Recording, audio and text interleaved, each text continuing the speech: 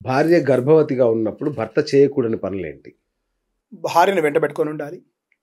తీర్థయాత్రలు చేయకూడదు. నదీ స్నానాలు చేయకూడదు. దీంట్లో లోతుగా చెప్పాలంటే అనేక శాస్త్ర నియమాలు చెప్పబడ్డాయి.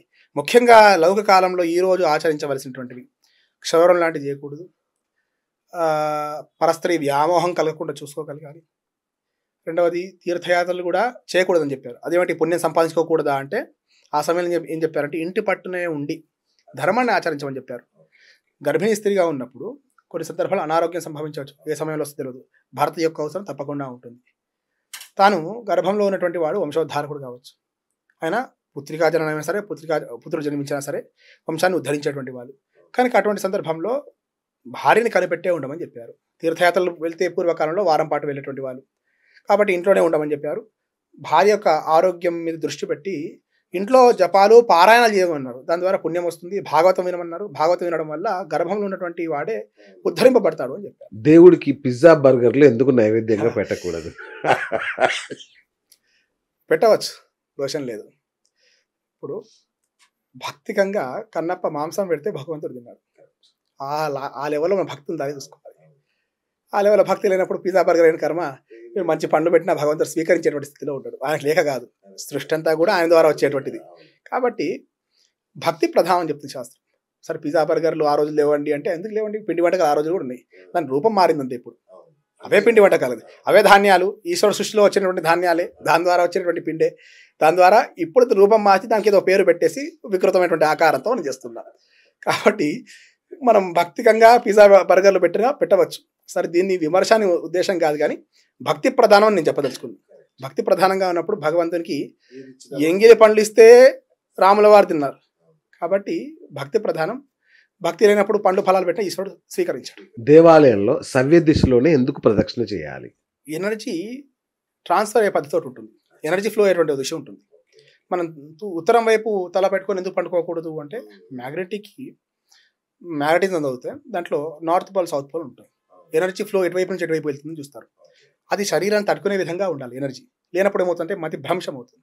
సో దేవాలయంలో కూడా ఎటువైపు నుంచి ఎనర్జీ ఫ్లో ఉంటుంది ఆ చూసి ప్రదక్షిణ విధిని దేవాలయం గత్వం అంటుంది శాస్త్రం. ప్రదక్షిణ విధిగా కుడి చేయి వైపు ఉండేటట్టుగా చూసుకొని వెళ్ళమని చెప్పారు. మనకన్నా పెద్దవారు ఎవరైనా వస్తే వారికి కుడి చేయి వైపు నుండి మనకు కుడి చేయి వైపుగా, మనకి కుడివైపు వారు ఉండేటట్టుగా అటువైపుగా వెళ్ళమని చెప్పారు. ఇద్దరు కూర్చున్నారు పెద్దవాళ్ళు, మధ్య నుంచి వెళ్ళకూడదు. వారికి ఎడమ వైపుగా వెళ్ళి వారు మన కుడివైపుగా ఉండేటట్టుగా అట్లా ఆ పక్క నుంచి దాటమని చెప్పారు. సో పెద్దవాళ్ళంటే కొద్ది గొప్ప సాధన చేసేటువంటి వాళ్ళు, కొద్ది అనుభవం ఉన్నటువంటి వాళ్ళు, లౌకికంగా చెప్పాలంటే. సో ఎనర్జీ లెవెల్స్ వాళ్ళు కొంత ఉన్నతంగా ఉన్నారు కాబట్టి దేవాలయంలో కూడా నిత్య అర్చన ద్వారా వచ్చేటువంటి శక్తి చేత ఆ ఎనర్జీ ఫ్లో అటువైపు ఉంటుంది. కాబట్టి ఆ విధంగా వెళ్తే శరీరంలోకి ఆ ఎనర్జీ వస్తుంది అని అట్లా చేయమని చెప్పారు. విఐపి దర్శనాలు చేసుకునే వాళ్ళకి దేవుడు ఎక్కువ వరాలు ఇస్తాడా? ఇవ్వడు, సందేహమే లేదు దాంట్లో. ఎందుచేత అంటే తాత్కాలికంగా వాడు తృప్తి పడతాడేమో. నేను వెళ్ళాను, స్వామివారి తాకగలిగాను, నేను ఈ హోదాలు ఉన్నా కాబట్టి నాకు అవకాశం లభించింది అనుకుంటాడేమో. కానీ ఈశ్వరుడు తెలుసు ఎవరికేమి ఇవ్వాలని. పాత్ర కొద్ది దానం అంటారు చూడండి, అట్లాగా ఈశ్వరుడు తెలుసు వారికి ఏమి ఇవ్వాలి, అంతవరకే ఇస్తాడు. నిజంగా భక్తుడు ఉంటాడు, ఎక్కడో దేవాలయం బయట దూరం నుంచి చూస్తుంటాడు, స్వామి దర్శనం కలిగితే చాలు అనుకుంటాడు, నమస్కారం చేస్తాడు. అంత అవకాశం లేదు, వాడు 200 రూపాయలు లేవు టికెట్ పెట్టుకుని గుళ్ళో వెళ్ళడానికి. ఏం చేస్తాడు? శిఖరం చూసి దండం పెడతాడు. దేవాలయంలో శిఖర దర్శనము, అర్చక దర్శనము, ఆ విధంగా అర్చకం చూసినా కొంత పుణ్యం వస్తుందట, దేవాలయ స్తంభాలను చూసినా కొంత పుణ్యం వస్తుందట, శిఖరం చూస్తే కొంత పుణ్యం వస్తుందట. ఈ విఐపి కల్చర్లో ఏంటంటే అవేం చూపించకుండా గుళ్ళో తీసుకెళ్ళిపోతారు. పుణ్యం ఎక్కడ దానికి రాదు. సో కొంతవరకు వస్తుందేమో కానీ పూర్తి స్థాయిలో అయితే భక్తిగా ఉన్నటువంటి వాడికి పుణ్యం వస్తుంది. వీటిని ధర్మాన్ని అతిక్రమించినటువంటి వాడికి తాత్కాలిక ఆనందం పొందుతాడంతే. ఓంకారం, దానికి ఏంటున్న శక్తి ఏంటి? ఓంకారం ఈ సృష్టికి మూలం అని చెప్తారు. ఈ సృష్టికి ఒక శబ్దం నుంచి ఈ సృష్టి ఉద్భవించిందని చెప్పేసి అంతెందుకండి, ఇప్పుడు ఈ మధ్య ఒక వ్యాసం చదివాను నేను. సూర్యుని ద్వారా వచ్చేటువంటి శబ్దాన్ని రికార్డ్ చేస్తే నాసా వాళ్ళు, దాని ద్వారా వచ్చేటువంటి శక్తి ఓంకారంగా వినిపిస్తుందట వారికి. మనం ప్రతిదానికి ఓంతో ప్రారంభం చేస్తాం. ఓం నమ శివాయ, ఓం నమో నారాయణ, ప్రతి మంత్రానికి ఓంకారం జోడిస్తుంటాం. ఓం అనేటువంటి శక్తి షట్చక్రాలని కూడా యాక్టివేట్ చేసేటువంటి శక్తి ఉంది ఓంకారానికి. ఓం ఓం అంటుంటాం మనం. కాబట్టి ఈ శక్తి అనేది మనలో ఉన్నటువంటి షట్చక్రాలని, ఈ బాడీని, ఈ శరీరాన్ని, కాస్మిక్ పవర్ని అలైన్ చేసేటువంటి శక్తి ఓంకారానికి ఉంది. సృష్టి ఆరంభంలో ఉద్భవించినటువంటి ఏకైక శక్తి ఓంకారం. ఓంకారం చాలా విశేషమైనటువంటి శక్తి. దాన్ని అర్థం చేసుకోగలగాలి, దాన్ని సాధన చేసుకోగలగాలి. 108 సంఖ్యకున్న విశిష్టత ఏంటి మళ్ళీ చెప్తా. 108 సంఖ్యకున్న విశిష్టత ఏంటి? సృష్టి కాలచక్రం నడిచేటువంటివి గ్రహాలు రాశులుగా చెప్పుకుంటాం. 12 రాశులు, 9 గ్రహాలు, 12 నుండి 9 108. ఇంకా లోతుగా వెళ్తే 27 నక్షత్రాలు ఉంటాయి. ప్రతి నక్షత్రానికి ఒక పాదం ఉంటుంది. 27 నుండి 4 108. ఇట్లాగా సృష్టి మూలాలన్నీ కూడా ఈ అక్షరం చుట్టే ఉంటాయి. కాబట్టి అష్టోత్తరాలు అని చెప్పేసి అష్టోత్తర నామాలని 101 నామాలు పెట్టుకోవచ్చు, 109 నామాలు పెట్టుకోవచ్చు. అంటే ఈ మన ద్వారా ఉచ్చారణ ద్వారా వచ్చేటువంటి శక్తి తరంగాల్ని ఆ కాస్మిక్ పవర్ని అలైన్ చేయడానికి ఏర్పడినటువంటి గొప్ప సంఖ్య 108 108 అనుకుంటా. అదే ఈ రోజు కూడా మమ్మల్ని అంబులెన్స్ రూపంలో రక్షిస్తుంది. ఇప్పుడు ఈశ్వరుడు రక్షించేటువంటి వాడు కాబట్టి ఆ కారణం చేత ఇది పెట్టారో నాకు తెలియదు, కానీ రక్షించే సంఖ్య అని చెప్పుకోవచ్చు. రకంగా భగవత్ అనుగ్రహానికి కృపకి పాత్రలయ్యేటువంటి సంఖ్య అని చెప్పుకోవచ్చు. గృహప్రవేశ సమయంలో కుడి కాలు ముందు పెట్టండి అంటారు, ఎందుకు? 2 కాలు మంచివే, కొడి ఎడమ అనేటువంటి వాదించేటువంటి వాడు. కొన్ని కాళ్ళతో కొన్ని పనులు చేయమన్నారు, కొన్ని చేయకూడదు అని చెప్పారు. సో శుభం అశుభం అనే 2 పదాలు ఉన్నప్పుడు మంచి ఉన్న చోటే చెడు ఉంటుంది, చెడు ఉన్న చోటే మంచి ఉంటుంది. ఇవి 2 ఉంటాయి. నెగిటివ్ ఉన్న దగ్గర పాజిటివ్ ఉంటుంది, పాజిటివ్ ఉన్న చోటే నెగిటివ్. వెలుగు నీడలే అంతే కదా. ఇవన్నీ ఉన్నప్పుడు మనం ఏం చేయమన్నారంటే శరీర నిర్మాణం బట్టి కుడివైపుగా దీనికి ప్రాధాన్యత ఇచ్చారు. ఇప్పుడు కొందరికి ఎడమ చేయి అంత అలవాటు ఉన్నా ఇది ఇచ్చే శక్తి అది ఇయ్యలేదు. మీరు బాగా గమనించారు. ఈ చేతో రాయగలుగుతారు, ఈ చేతో క్రికెట్ ఆడగలుగుతారు, ఈ చేతో బౌలింగ్ వేయగలుగుతారు. కానీ అల్టిమేట్ గా శక్తి చూసినట్లయితే ఈ శక్తి కుడివైపు ఉన్నటువంటి శక్తికి ఎడమవైపు లేదు.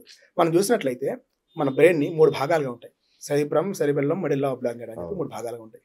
ఇటువైపు బ్రెయిన్ పాడైతే ఇటువైపు శరీరం పడిపోతుంది, ఇటువైపు బ్రెయిన్ పాడైతే ఇటువైపు శరీరం పాడైపోతుంది. సో ఇవన్నీ కూడా నాడీ వ్యవస్థలో చూసినప్పుడు కుడివైపు కాస్త ప్రశస్తమైనటువంటిది కాబట్టి సకల శుభాలు కోరేటువంటిది, పాజిటివ్ ఎనర్జీ అని చెప్పాలి. లౌకికంగా చెప్పాలంటే పాజిటివ్ ఇచ్చేటువంటిది. కాబట్టి అట్లా వేయడం వల్ల అభ్యంతరం ఏం లేదు, కానీ దీనివల్ల చేయడం వల్ల శ్రేయోదాయకంగా ఉంటుంది. పితృపక్షాల్లో శుభకార్యాలు ఎందుకు చేయకూడదు? పితృపక్షాల్లో ఖచ్చితంగా కేవలం మన జన్మ కారకులైనటువంటి పితృదేవతలను ఆరాధించమని చెప్పారు. ముందుగా నీకు మూలం ఏమిటి, నీకు ఉద్భవించడానికి మూలం ఏమిటి, నువ్వు చేసేటువంటి కర్మలు ఏమిటి, ఎవరు రుణం తీర్చుకోవాలి, ఆ కర్తవ్యాన్ని చేసిన తర్వాత శుభకార్యాలు చేసుకోని చెప్పారు. శుభకార్యాలు ఏం చేస్తాయంటే మనలో ఒక సన్మార్గంలో పెడుతుంటాయి. కానీ ఆ సన్మార్గంలో పెట్టేటువంటి దానికి అధికారం పొందాలంటే పితృదేవత ఆరాధన చేయాలి. శ్రాద్ధము అంటారు. శ్రాద్ధం అనే పదానికి శ్రద్ధగా చేయమని అర్థం. కొన్ని సందర్భాల్లో భగవత్ ఉపాసన చేసినా చేయకుండా దోషం లేదు, కానీ పితృకర్మలను విధిగా ఆచరించమని చెప్పారు, శ్రద్ధగా చేయమని చెప్పారు. అందుకే దాన్ని శ్రాద్ధము అని చెప్పారు. కాబట్టి పితృపక్షాల్లో సంవత్సరానికి 15 రోజుల పాటు పితృపక్షాలు అంటారు. ఈ 15 రోజుల పాటు మహాలయ పక్షం అంటాం. ఈ టైంలో పితృదేవతలను ఆరాధన చేయడం వల్ల ఈ శుభకార్యాలు అయితే మనం చేద్దాం అనుకుంటామో దాటి శక్తి వస్తుంది, దానికి అధికారం పొందుతాం, చేసేటువంటి శుభకార్యాలు నిలుస్తాయి. అది నిలవాలంటే పితృకర్మలు చేయాలి. పితృపక్షాల్లో కానీ మామూలుగా కానీ ఈ యొక్క శ్రాద్ధ కర్మలు చేసే ఆనవాయితీ ఒక కుటుంబానికి లేదనుకోండి, అప్పుడు ఏంటి? ఇప్పుడు చేయొచ్చా? ఇప్పుడు మొదలు పెట్టొచ్చా? ఇప్పుడు ఈ ప్రశ్న వింటుంటాము. పూర్వజనం అందరూ కూడా పితృకర్మలు ఆచరించినటువంటి వాళ్ళే. కొందరు బియ్యం ఇచ్చారు, కొందరు శక్తి ఉన్నటువంటి వాడు పిండ ప్రదానం చేశాడు, ఇంకా శక్తి ఉన్నటువంటి వాడు మహాలయ పక్షంలో 100 మంది పిలిచి భోజనం పెట్టాడు, ఇంకా శక్తి ఉన్నవాడు గోదానం చేశాడు, భూదానం చేశాడు, దేవాలయ నిర్మాణం చేశాడు. కానీ చేయకుండా ఎవరు లేరు. పెతరమాస అంటారు తెలంగాణ ప్రాంతంలో.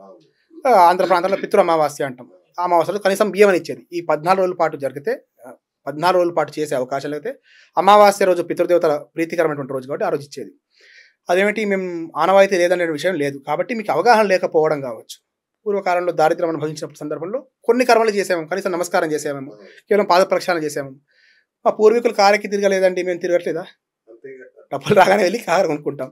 మా పూర్వీకులు పండక్కే బట్టలు కొనేవాళ్ళు, మీరు నెలల బట్టలు కొనుక్కోవట్లేదా? దాంట్లో అర్థం చేసుకోవాల్సిన విషయం ఏంటంటే ధర్మం ఎంతవరకు పాటించవచ్చు, దానికి ఎట్లా చేసే సన్మార్గంలో వెళ్ళగలుగుతాం అది గమనించి చేస్తూ ఉండడం మంచిది.